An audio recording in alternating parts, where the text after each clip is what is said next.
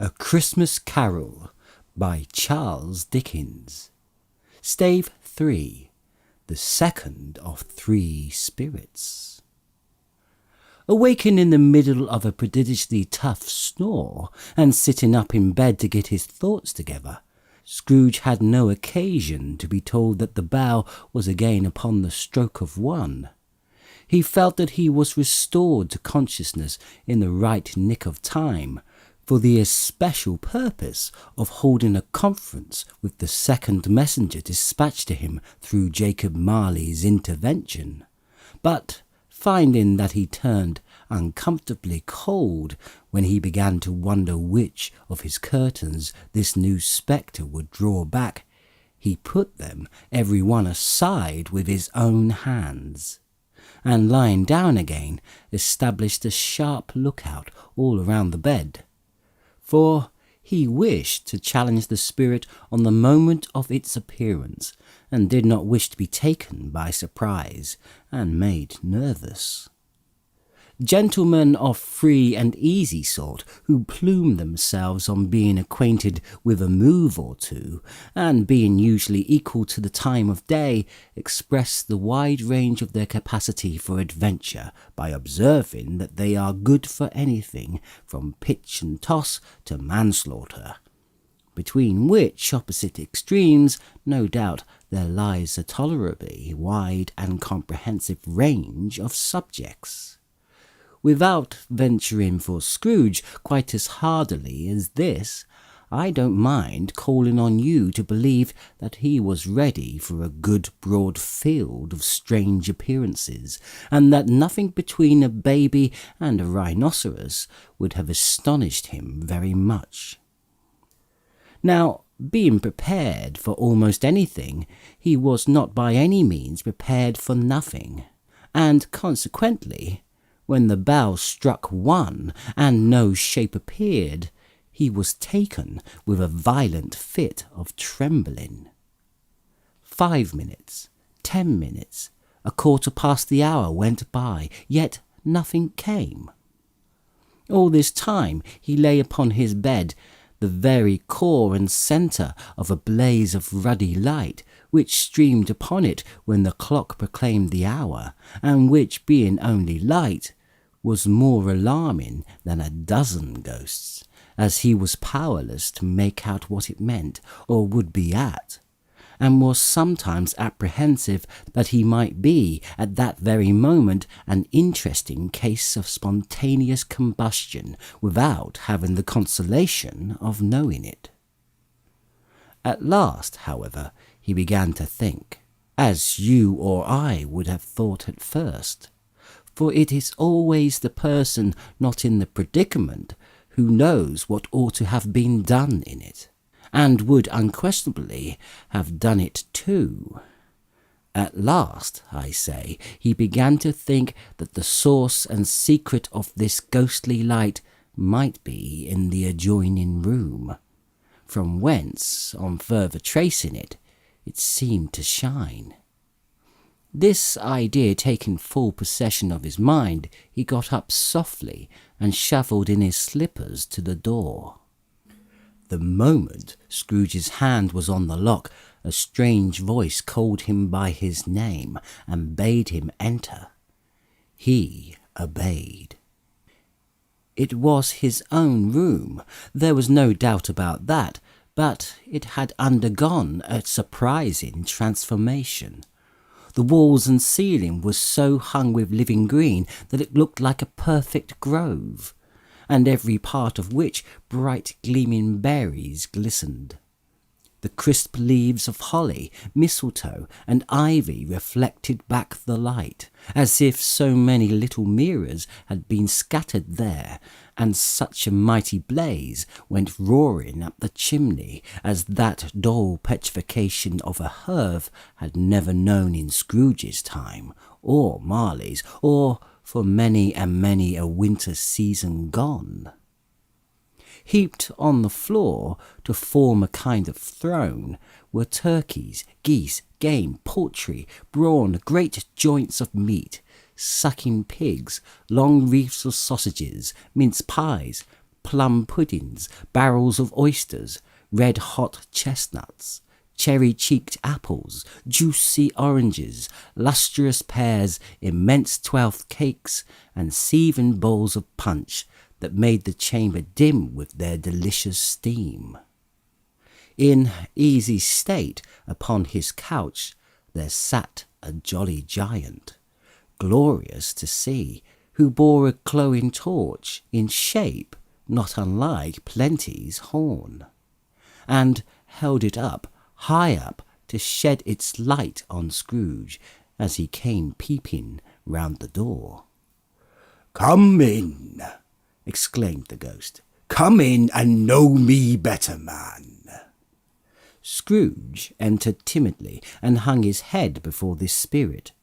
He was not the dog Scrooge he had been, and though the spirit's eyes were clear and kind, he did not like to meet them. "I am the ghost of Christmas present," said the spirit. "Look upon me." Scrooge reverently did so. It was clothed in one simple green robe or mantle, bordered with white fur. This garment hung so loosely on the figure that its capacious breast was bare, as if disdaining to be warded or concealed by any artifice. Its feet, observable beneath the ample folds of the garment, were also bare, and on its head it wore no other covering than a holly wreath, set here and there with shining icicles.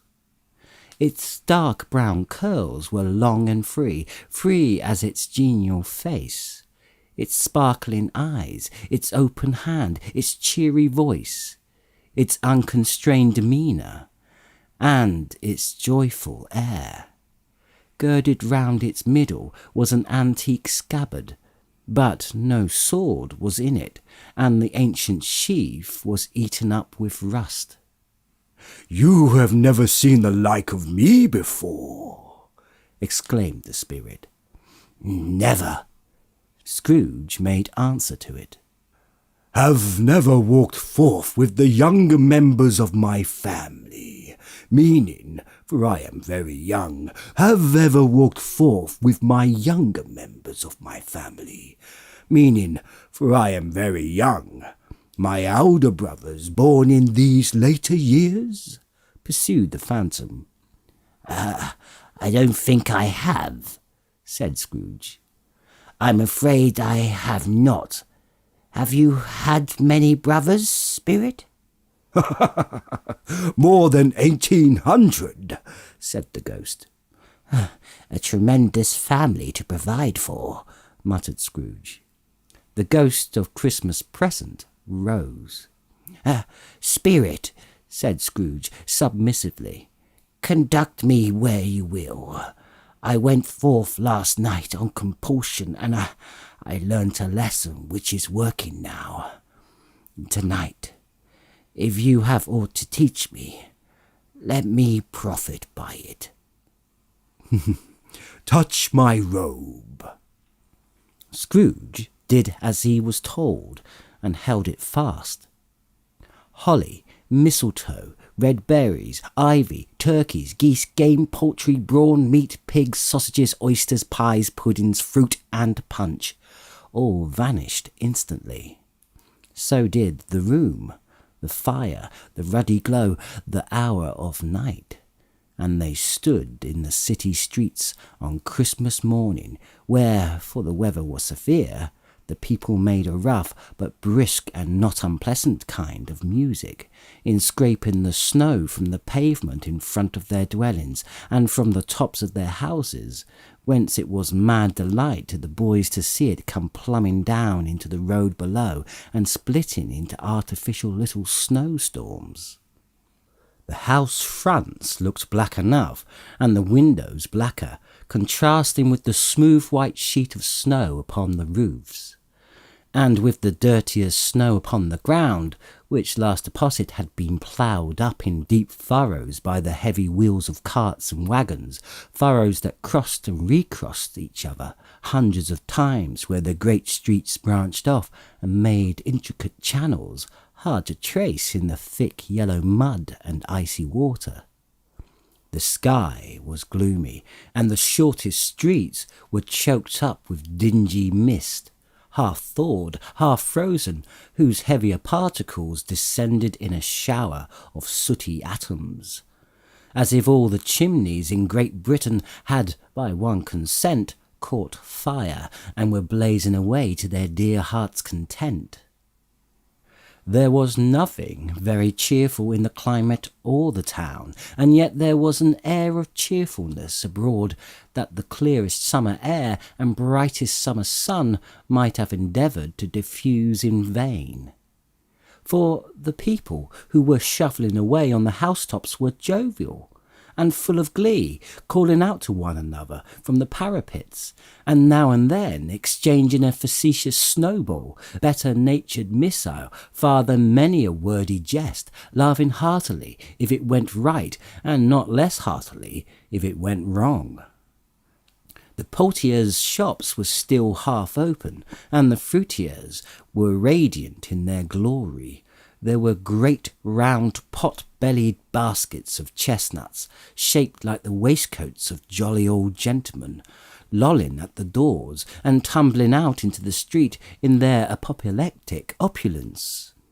There were ruddy brown-faced, broad-girthed Spanish onions, shining in the fatness of their growth like Spanish friars, and winking from their shelves in wanton slyness at the girls as they went by, and glanced demurely at the hung-up mistletoe. There were pears and apples, clustered high in blooming pyramids. There were bunches of grapes, made, in the shopkeeper's benevolence, to dangle from conspicuous hooks, that people's mouths might water gratis as they passed. There were piles of filberts, mossy and brown, recalling, in their fragrance, ancient walks among the woods, and pleasant shufflings ankle-deep through withered leaves. There were Norfolk biffins, squat and swarthy, setting off the yellow of the oranges and lemons, and in the great compactness of their juicy persons, urgently entreating and beseeching to be carried home in paper bags and eaten after dinner. The very gold and silver fish set forth among these choice fruits in a bowl, though members of a dull and stagnant-blooded race, appeared to know that there was something going on, and to a fish went gasping round and round their little world in slow and passionless excitement. The grocers, the grocers, nearly closed, with perhaps 2 shutters down or 1, but through those gaps such glimpses. It was not alone that the scales descending on the counter made a merry sound, or that the twine and roller parted company so briskly, or that the canisters were rattled up and down like juggling tricks, or even that the blended scents of tea and coffee were so grateful to the nose, or even that the raisins were so plentiful and rare, the almonds so extremely white, the sticks of cinnamon so long and straight, the other spices so delicious, the candied fruits so caked and spotted with molten sugar as to make the coldest lookers-on feel faint and subsequently bilious. Nor was it that the figs were moist and pulpy, or that the French plums blushed in modest tartness from their highly decorated boxes, or that everything was good to eat and in its Christmas dress.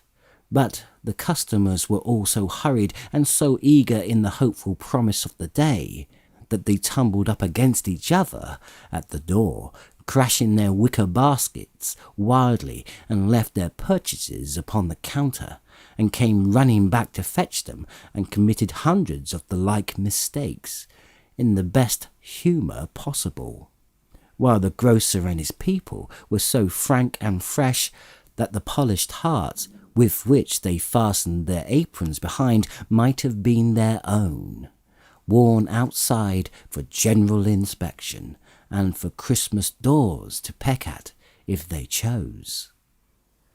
But soon the steeples called good people all to church and chapel, and away they came, flocking through the streets in their best clothes, and with their gayest faces. And at the same time there emerged from scores of by-streets, lanes, and nameless turnings innumerable people carrying their dinners to the baker's shop. The sight of these poor revellers appeared to interest the spirit very much, for he stood with Scrooge beside him in the baker's doorway, and, taking off the covers as their bearers passed, sprinkled incense on their dinners from his torch. And it was a very uncommon kind of torch, for once or twice, when there were angry words between some dinner carriers who had jostled each other, he shed a few drops of water on them from it, and their good humour was restored directly, for they said it was a shame to quarrel upon Christmas Day, and so it was, God love it, so it was. In time the bells ceased, and the bakers were shut up, and yet there was a genial shadowing forth of all these dinners, and the progress of their cooking, in the thawed blotch of wet above each baker's oven, where the pavement smoked as if its stones were cooking too. "Is there a peculiar flavour in what you sprinkle from your torch?" asked Scrooge. "There is, my own." "Would it apply to any kind of dinner on this day?" "To any kindly given, to the poor one most." "Why to a poor one most?" asked Scrooge. "Because it needs it most." "Spirit," said Scrooge, after a moment's thought, "I wonder you, of all the beings in the many worlds about us, should desire to cramp these people's opportunities of innocent enjoyment." "I?" cried the spirit. "You would deprive them of their means of dining every 7th day, often the only day on which they can be said to dine at all, wouldn't you?" "I?" cried the spirit. "You seek to close these places on the 7th day," said Scrooge, "and it comes to the same thing." "I seek," exclaimed the spirit. "Forgive me if I'm wrong. It has been done in your name, or at least in that of your family," said Scrooge. "There are some upon this earth of yours," returned the spirit, "who lay claim to know us, and who do their deeds of passion, pride, ill will, hatred, envy, bigotry, and selfishness in our name, who are as strange to us and all our kind and kin, as if they had never lived. Remember that, and charge their doings on themselves, not us." Scrooge promised that he would, and they went on, invisible, as they had been before, into the suburbs of the town. It was a remarkable quality of the ghost which Scrooge had observed at the baker's, that, notwithstanding his gigantic size, he could accommodate himself to any place with ease, and that he stood beneath a low roof quite as gracefully and like a supernatural creature as it was possible he could have done in any lofty hole. And perhaps it was the pleasure the good spirit had in showing off this power of his, or else it was his kind, generous, hearty nature, and his sympathy with all poor men that led him straight to Scrooge's clerk, for there he went and took Scrooge with him, holding his robe, and on the threshold of the door the spirit smiled and stopped to bless Bob Cratchit's dwelling with the sprinkle of his torch. Think of that, Bob had but 15 bob a week himself. He pocketed on Saturdays but 15 copies of his Christian name, and yet the ghost of Christmas present blessed his 4-roomed house. Then up rose Mrs. Cratchit, Cratchit's wife, dressed out but poorly in a twice-turned gown, but brave in ribbons, which are cheap and make a goodly show for 6pence. And she laid the cloth, assisted by Belinda Cratchit, second of her daughters, also brave in ribbons, while Master Peter Cratchit plunged a fork into the saucepan of potatoes and getting the corners of his monstrous shirt collar, Bob's private property, conferred upon his son and heir in honour of the day, into his mouth, rejoiced to find himself so gallantly attired, and yearned to show his linen in the fashionable parks. And now 2 smaller Cratchits, boy and girl, came tearing in, screaming that outside the baker's they had smelt the goose, and known it for their own, and basking in luxurious thoughts of sage and onion, these young Cratchits danced about the table, and exalted Master Peter Cratchit to the skies, while he, not proud although his collars nearly choked him, blew the fire until the slow potatoes, bubbling up, knocked loudly at the saucepan lid to be let out and peeled. "What has ever got your precious father, then?" said Mrs. Cratchit. "And your brother, Tiny Tim? And Martha wasn't as late as last Christmas Day by half an hour." "Here's Martha, mother," said a girl, appearing as she spoke. "Here's Martha, mother," cried the 2 young Cratchits. "Hurrah! There's such a goose, Martha." "Why, bless your heart alive, my dear, how late are you?" said Mrs. Cratchit, kissing her a dozen times and taking off her shawl and bonnet for her with officious zeal. "We had a deal of work to finish up last night," replied the girl, "and had to clear away this morning, mother." "Well, never mind, so long as you've come," said Mrs. Cratchit. "Sit down before the fire, my dear, and have a warm. God bless ye." "No, no, there's father coming," cried the 2 young Cratchits, who were everywhere at once. "Hide, Martha, hide!" So Martha hid herself, and in came little Bob, the father, with at least 3 feet of comforter, exclusive of the fringe, hanging down before him, and his threadbare clothes darned up and brushed to look seasonable, and Tiny Tim upon his shoulder. Alas for Tiny Tim! He bore a little crutch, and had his limbs supported by an iron frame. "Why, where's our Martha?" cried Bob Cratchit, looking round. "Not coming," said Mrs. Cratchit. "Not coming?" said Bob, with a sudden declension in his high spirits, for he had been Tim's blood horse all the way from church, and had come home rampant. "Not coming upon Christmas Day?" Martha didn't like to see him disappointed, if it were only in joke, so she came out prematurely from behind the closet door and ran into his arms, while the 2 young Cratchits hustled Tiny Tim and bore him off into the wash-house, that he might hear the puddings singing in the copper.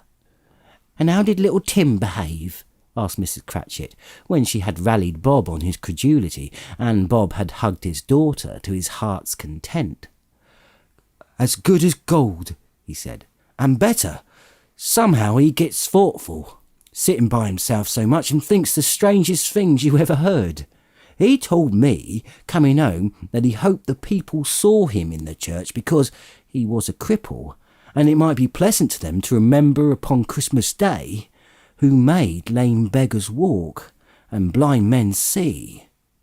Bob's voice was tremulous as he told them this, and trembled more when he said that Tiny Tim was growing strong and hearty. His active little crutch was heard upon the floor, and back came Tiny Tim before another word was spoken, escorted by his brother and sister to his stall before the fire. And while Bob, turning up his cuffs, as if, poor fellow, they were capable of being more shabby, compounded some hot mixture in a jug with gin and lemons, and stirred it round and round, and put it on the hob to simmer. Master Peter and the two ubiquitous young children went to fetch the goose, with which they soon returned in high procession. Such a bustle ensued that you might have thought a goose the rarest of all birds, a feathered phenomenon to which a black swan was a matter of course, and in truth it was something very like it in that house. Mrs. Cratchit made the gravy ready beforehand in a little saucepan, hissing hot. Master Peter mashed the potatoes with incredible vigour. Miss Belinda sweetened up the apple sauce. Martha dusted the hot plates. Bob took Tiny Tim beside him in a tiny corner at the table.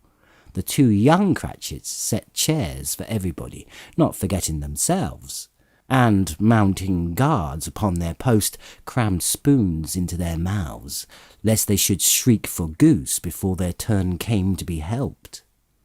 At last the dishes were set on, and grace was said.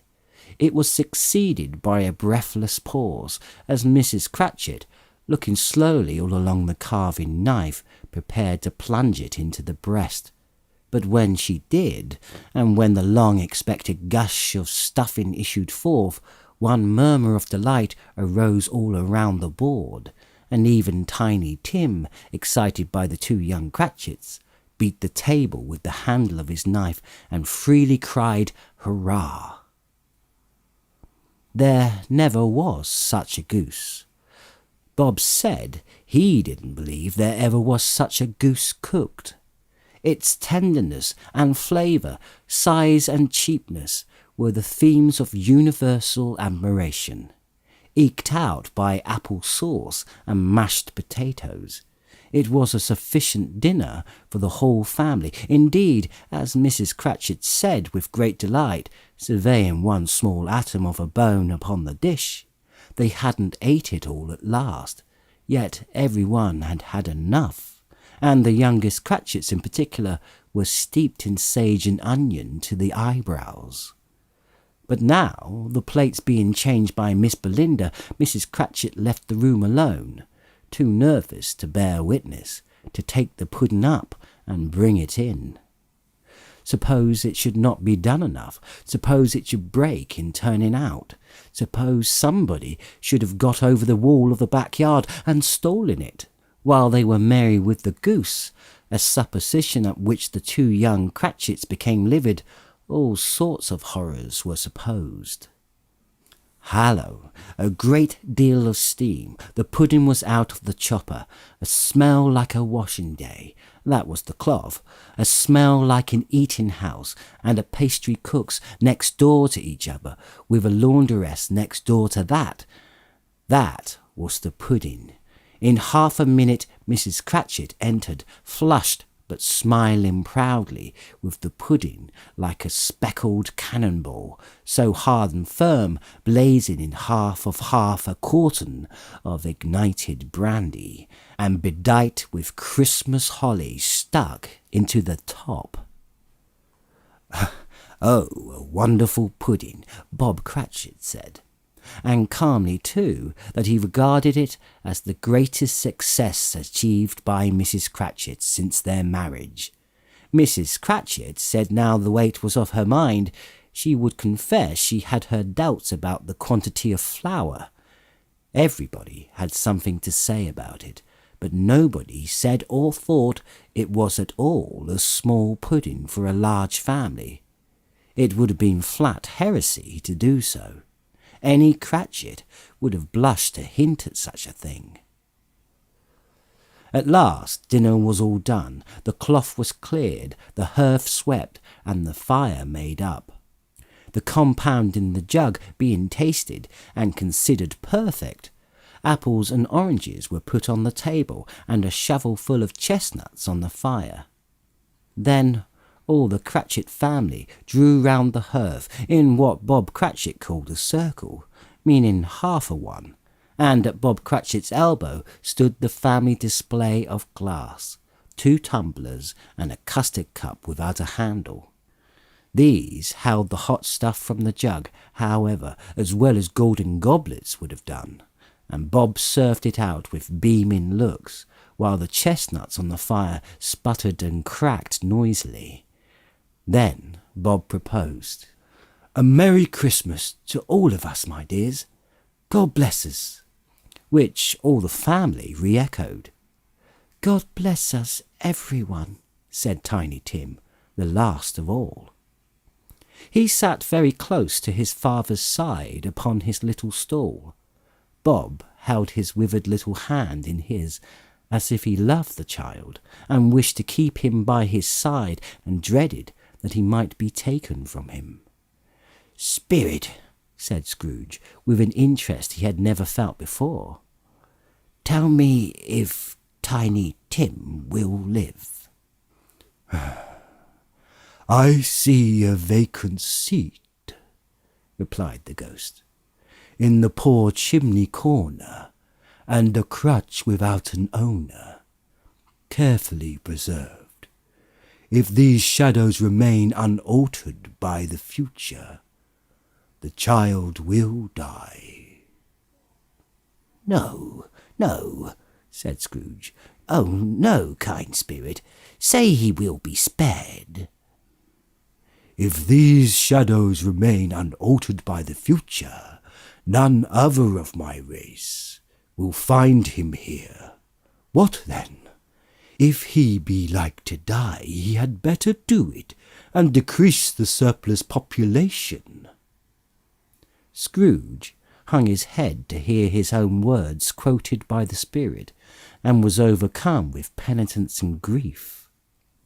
"Man," said the ghost, "if man you be in heart, not adamant, forbear that wicked cant until you have discovered what the surplus is, and where it is. Will you decide what men shall live, what men shall die? It may be that in the sight of heaven you are more worthless and less fit to live than millions like this poor man's child. O God, to hear the insect on the leaf pronouncing on the too much life among his hungry brothers in the dusk." Scrooge bent before the ghost's rebuke, and trembling cast his eyes upon the ground. But he raised them speedily on hearing his own name. "Mr. Scrooge," said Bob, "I give you Mr. Scrooge, the founder of the feast." "The founder of the feast, indeed," cried Mrs. Cratchit, reddening. "I wish I had him here. I'll give him a piece of my mind to feast upon, and I hope he'd have a good appetite for it." "My dear," said Bob, "the children, Christmas Day." "It should be Christmas Day, I am sure," she said, "on which one drinks the health of such an odious, stingy, hard, unfeeling man as Mr. Scrooge. You know he is, Robert. Nobody knows it better than you do. Poor fellow." "My dear," was Bob's mild answer, "Christmas Day." "I'll drink his health for your sake, and the day's," said Mrs. Cratchit. "Not for his. Long life to him, a Merry Christmas and Happy New Year. He'll be very merry and very happy, I have no doubt." The children drank the toast after her. It was the first of their proceedings which had no heartiness. Tiny Tim drank it last of all, but didn't care 2 pence for it. Scrooge was the ogre of the family. The mention of his name cast a dark shadow on the party, which was not dispelled for a full 5 minutes. After it had passed away, they were 10 times merrier than before, from the mere relief of Scrooge the Baleful being done with.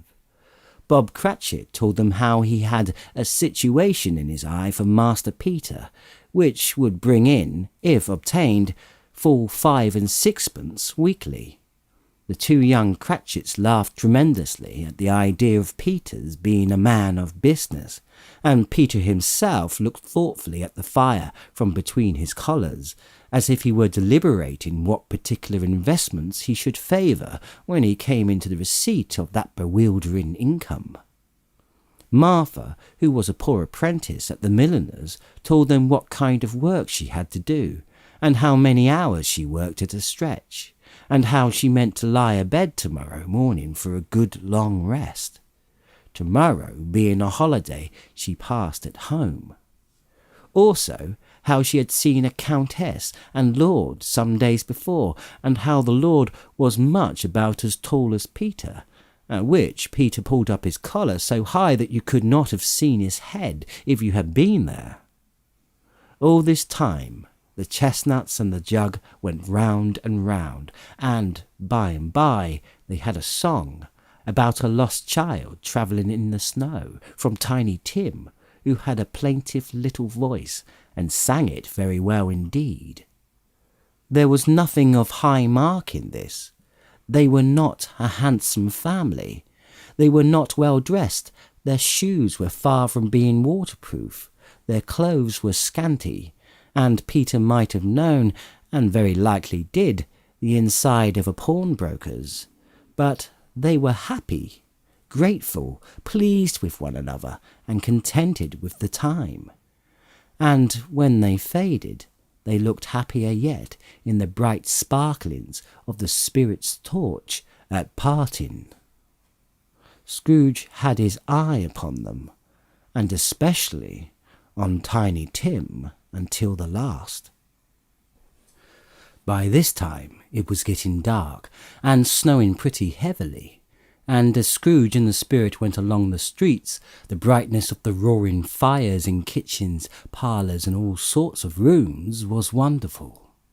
Here the flickering of the blaze showed preparations for a cosy dinner, with hot plates baking through and through before the fire, and deep red curtains ready to be drawn to shut out the cold and darkness. There all the children of the house were running out into the snow to meet their married sisters, brothers, cousins, uncles, aunts, and be the first to greet them. Here again were shadows on the window blind of guests assembling, and there a group of handsome girls, all hooded and fur-booted, and all chattering at once, tipped lightly off to some near neighbour's house, where woe upon the single men who saw them enter, artful witches, well they knew it, in a glow. But if you had judged from the numbers of people on their way to friendly gatherings, you might have thought that no one was at home to give them welcome when they got there, instead of every house expecting company and piling up its fires half chimney high. Blessings on it, how the ghost exulted, how it bared its breadth of breast, and opened its capacious palm, and floated on, outpouring with a generous hand its bright and harmless mirth on everything within its reach. The very lamplighter, who ran on before, dotting the dusky street with specks of light, and who was dressed to spend the evening somewhere, laughed out loudly as the spirit passed. Though little kenned the lamplighter that he had any company but Christmas.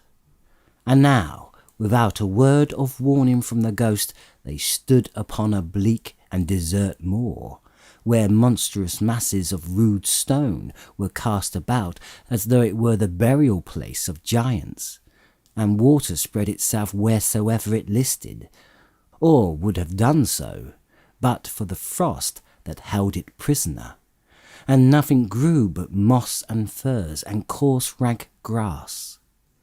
Down in the west the setting sun had left a streak of fiery red, which glared upon the desolation for an instant, like a sullen eye, and frowning lower, lower yet, was lost in the thick gloom of the darkest night.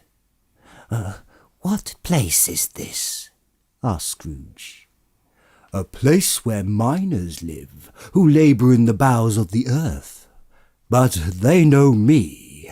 See!" A light shone from the window of a hut, and swiftly they advanced towards it. Passing through the wall of mud and stone, they found a cheerful company assembled round a glowing fire. An old man and woman, and their children, and their children's children, and another generation beyond that, all decked out gaily in their holiday attire. The old man, in a voice that seldom rose above the howling of the wind upon the barren waste, was singing them a Christmas song. It had been a very old song when he was a boy, and from time to time they all joined in the chorus. So surely as they raised their voices, the old man got quite blithe and loud, and so surely as they stopped, his vigour sank again. The spirit did not tarry here, but bade Scrooge hold his robe, and passing on above the moor, sped whither? Not to see. To see! To Scrooge's horror, looking back, he saw the last of the land, a frightful range of rocks behind them, and his ears were deafened by the thundering of water as it rolled and roared and raged among the dreadful caverns it had worn, built upon a dismal reef of sunken rocks some league or so from shore, on which waters chafed and dashed the wild year through. There stood a solitary lighthouse. Great heaps of seaweed clung to its base, and storm birds, born of the wind, one might suppose, as seaweed of the water, rose and fell about it, like the waves they skimmed. But even here, two men who watched the light made a fire, that through the loophole in the fixed stone wall shed out a ray of brightness on the awful sea.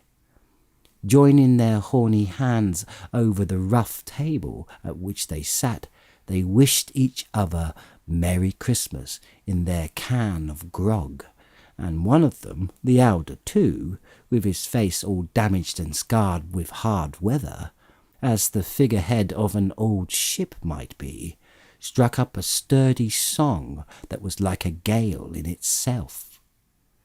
Again the ghost sped on, above the black and heaving sea, on, until, being far away, as he told Scrooge, from any shore, they lighted on a ship. They stood beside the helmsman at the wheel, the lookout in the bow, the officers who had the watch, dark ghostly figures in their several stations, but every man among them hummed a Christmas tune, or had a Christmas thought, or spoke below his breath to his companion of some bygone Christmas day, with homeward hopes belonging to it. And every man on board, waking or sleeping, good or bad, had had a kinder word for another on that day, than on any day in the year, and had shared in some extent in its festivities, and had remembered those he cared for at a distance, and had known that they delighted to remember him. It was a great surprise to Scrooge, while listening to the moaning of the wind, and thinking what a solemn thing it was to move on through the lonely darkness over an unknown abyss, whose depths were secrets as profound as death. It was a great surprise to Scrooge, while thus engaged, to hear a hearty laugh. It was a much greater surprise to Scrooge to recognise it as his own nephew's, and to find himself in a bright, dry, gleaming room, with the spirit standing smiling at his side, and looking at the same nephew with approving affability. "Ha ha, ha ha!" laughed Scrooge's nephew. "Ha ha ha!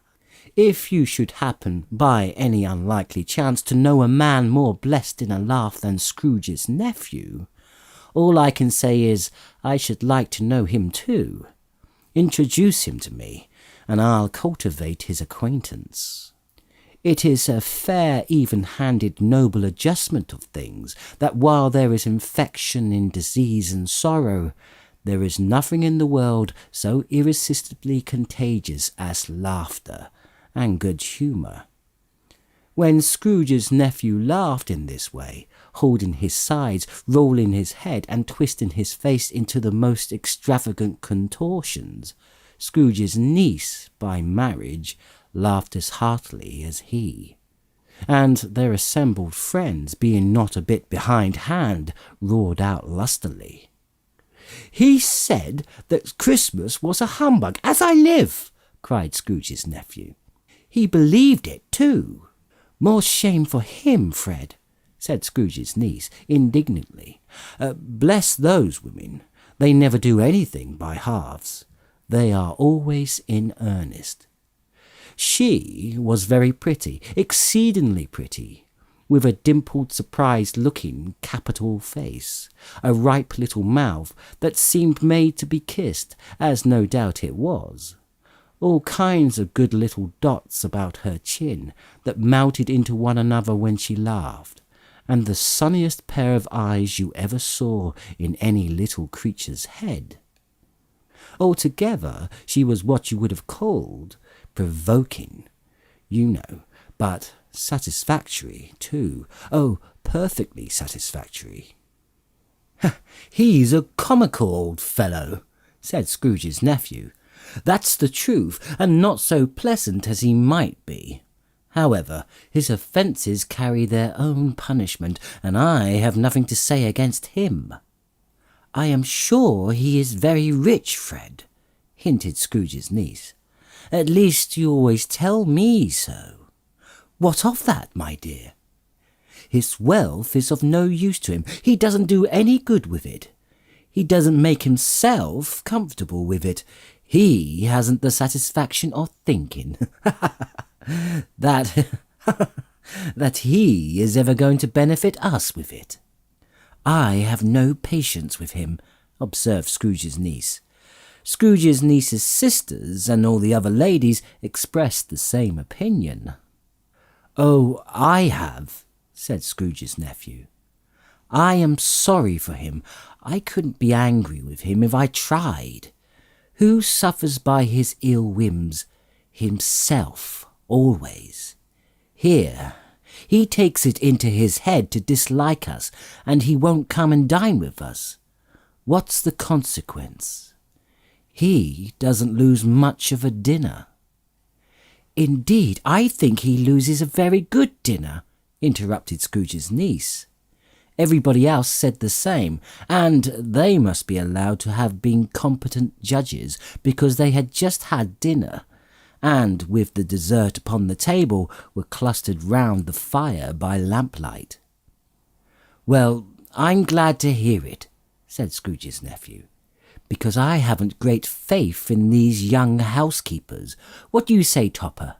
Topper had clearly got his eye upon one of Scrooge's niece's sisters, for he answered that a bachelor was a wretched outcast who had no right to express an opinion on the subject.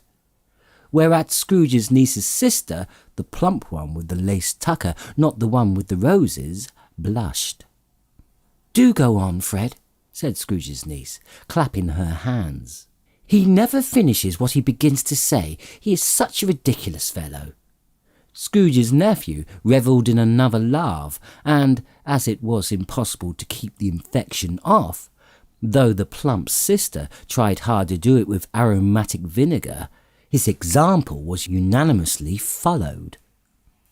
"I was only going to say," said Scrooge's nephew, "that the consequence of his taking a dislike to us, and not making merry with us, is, as I think, that he loses some pleasant moments which could do him no harm.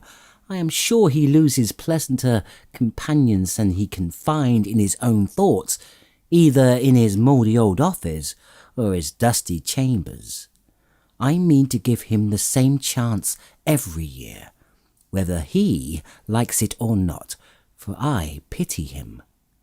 He must rail at Christmas till he dies, but he can't help thinking better of it. I defy him. If he finds me going there, in good temper, year after year, and saying, 'Uncle Scrooge, how are you?' If it only puts him in the vein to leave the poor clerk £50, that's something. And I think I shook him yesterday." It was their turn to laugh now at the notion of his shaking Scrooge, but being thoroughly good-natured and not much caring what they laughed at, so that they laughed at any rate, he encouraged them in their merriment, and passed the bottle joyously. After tea they had some music, for they were a musical family and knew what they were about. When they sung a glee or catch, I can assure you, especially Topper, who could growl away in the bass like a good one, and never swell the large veins in his forehead or get red in the face over it. Scrooge's niece played well upon the harp, and played among other tunes a simple little air, a mere nothing, you might learn to whistle it in 2 minutes, which had been familiar to the child who fetched Scrooge from the boarding school, as he had been reminded by the ghost of Christmas past. When this strain of music sounded, all the things that the ghost had shown him came upon his mind. He softened more and more, and thought that if he could have listened to it often, years ago, he might have cultivated the kindnesses of his life into his own happiness with his own hands, without resorting to the sexton's spade that buried Jacob Marley. But they didn't devote the whole evening to music. After a while they played at forfeits, for it is good to be children sometimes, and never better than at Christmas, when its mighty founder was a child himself. Stop. There was first a game of blind man's bluff. Of course there was. And I no more believe that Topper was really blind than I believe he had eyes in his boots. My opinion is that it was a done thing between him and Scrooge's nephew, and that the ghost of Christmas Present knew it. The way he went after that plump sister in the lace tucker was an outrage on the credulity of human nature, knocking down the fire irons, tumbling over the chairs, bumping against the piano, smothering himself among the curtains. Wherever she went, there he went. He always knew where the plump sister was. He wouldn't catch anybody else. If you had fallen up against him, as some of them did, on purpose, he would have made a feint of endeavouring to seize you, which would have been an affront to your understanding, and would instantly have sidled off in the direction of the plump sister. She often cried out that it wasn't fair, and it really was not. But when at last he caught her, when, in spite of all her silken rustlings, and her rapid flutterings past him, he got her into a corner whence there was no escape, then his conduct was the most execrable, for his pretending not to know her, his pretending that it was necessary to touch her head-dress, and further to assure himself of her identity by pressing a certain ring upon her finger and a certain chain about her neck, was vile, monstrous. No doubt she told him her opinion of it, when, another blind man being in office, they were so very confidential together behind the curtains. Scrooge's niece was not one of the blind men's bluff party, but was made comfortable with a large chair and a footstool in a snug corner where the ghost and Scrooge were close behind her. But she joined in the forfeits, and loved her to love to admiration with all the letters of the alphabet. Likewise at the game of how, when, and where, she was very great, and to the secret joy of Scrooge's nephew, beat her sisters hollow, though they were sharp girls too, as Topper could have told you. There might have been 20 people there, young and old, but they all played, and so did Scrooge. For wholly forgetting in the interest he had in what was going on, that his voice made no sound in their ears, he sometimes came out with his guess quite loud, and very often guessed right too. For the sharpest needle, best Whitechapel, warranted not to be cut in the eye, was not sharper than Scrooge, blunt as he took it in his head to be. The ghost was greatly pleased to find him in this mood, and looked upon him with such favour that he begged like a boy to be allowed to stay until the guests departed. But this, the spirit said, could not be done. "Here is a new game," said Scrooge. 1/2 hour, spirit, only one." It was a game called Yes and No, where Scrooge's nephew had to think of something and the rest must find out what. He only answered their questions, yes or no, as the case was.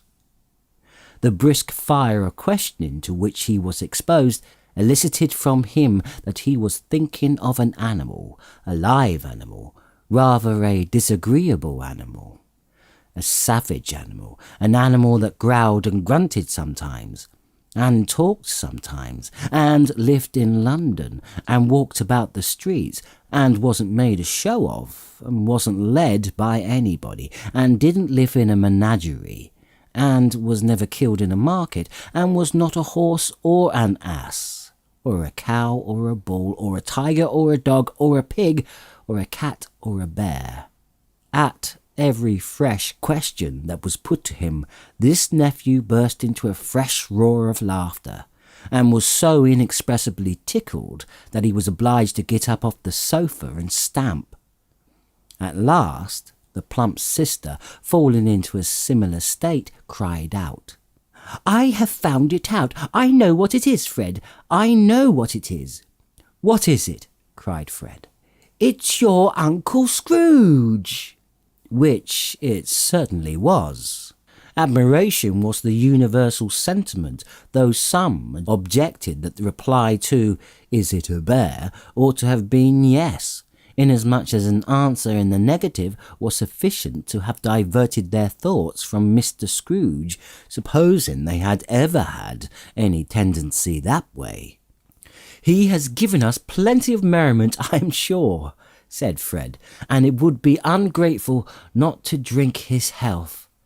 Here is a glass of mulled wine ready in our hand at the moment, and I say, Uncle Scrooge."